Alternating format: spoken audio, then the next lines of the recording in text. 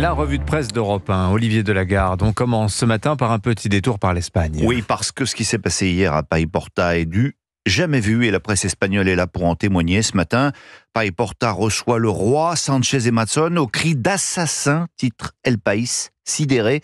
Et on peut se demander si le pouvoir en place pourra se remettre de cette colère parce que, comme l'explique El Mundo, le sentiment d'abandon des victimes est partagé par des millions d'Espagnols qui observent avec sidération la gestion inefficace de l'État. Et l'éditorialiste du grand quotidien de droite ABC va encore plus loin. L'image de Pedro Sánchez, protégé par sa sécurité personnelle, est la parfaite illustration de ce qu'a fait son gouvernement ces derniers jours, écrit-il, tourner le dos à ses citoyens. Bref, la crise de régime en Espagne n'est pas très loin. Ouais, sinon, c'est évidemment vers les États-Unis que les journaux ont les yeux tournés. Évidemment, à 24 heures du vote, toute la presse nous abreuve d'une très importante littérature, reportages, analyses, commentaires, beaucoup de choses passionnantes à lire, passionnantes et inquiétantes, parce que les États-Unis sont de plus en plus polarisés, et plus polarisés qu'ils ne l'ont jamais été depuis la guerre de sécession. C'est ce que déclare Fareed Zakaria au Figaro. Fareed Zakaria, vous savez, c'est un journaliste de CNN, éditorialiste au Washington Post. C'est lui qui a le premier théorisé le concept de démocratie illibérale. Je vous conseille vraiment cette interview pas manichéenne, ce qui est assez rare par les temps qui courent. Lui renvoie la responsabilité de l'hystérisation de la campagne aux deux camps.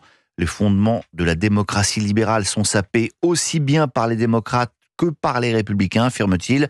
En fait, sur les questions économiques, il est possible de s'entendre, poursuit-il. En revanche, les questions telles que l'immigration, l'identité, le multiculturalisme, l'avortement sont existentiels, des sujets sur lesquels les gens se définissent. Cela recoupe des questions morales sur lesquelles les citoyens ne peuvent pas transiger. On ne considère donc plus que l'autre camp a des idées politiques différentes, mais qu'il représente un ennemi de la République. Alors autrement, retour en France avec aujourd'hui le début du procès des personnes impliquées dans l'assassinat de Samuel Paty. Oui, l'école face à la radicalisation islamiste, titre La Croix, et au-delà des 8 personnes qui seront dans le box des accusés, la grande question, écrit Pierre Bienvaux, c'est de savoir si l'État a failli en ne protégeant pas Samuel Paty. Et la réponse fuse sous la plume de Laurence de Charette à la une du Figaro. C'est le déni qui est en procès, explique-t-elle.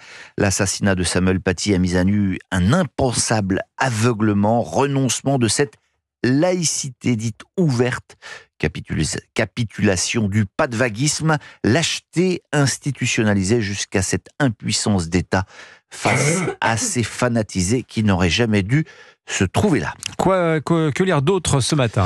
Eh bien, après la période des accusés, Dimitri, accusé déjà condamné, on passe, semble-t-il, à celle des innocentés embarrassants.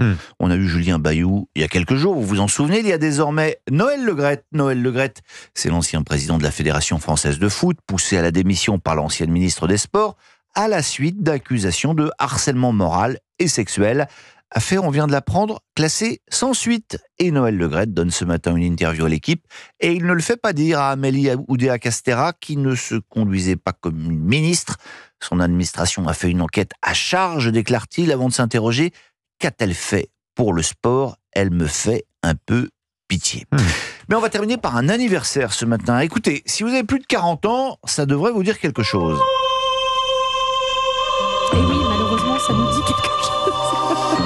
Vous n'avez pas 40 ans, Anissa. 25, largement plus. 25. Bon, oui, c'est le jingle de Canal+. Le premier jingle qui a donc 40 ans aujourd'hui. C'est le Parisien aujourd'hui en France qui revient sur cette saga dans un long papier. L'ouverture de l'antenne, c'était donc le 4 novembre 1984 par Michel Denisot, en compagnie d'André Rousselet, le premier président de la chaîne, et en compagnie d'un parrain prestigieux. Écoutez.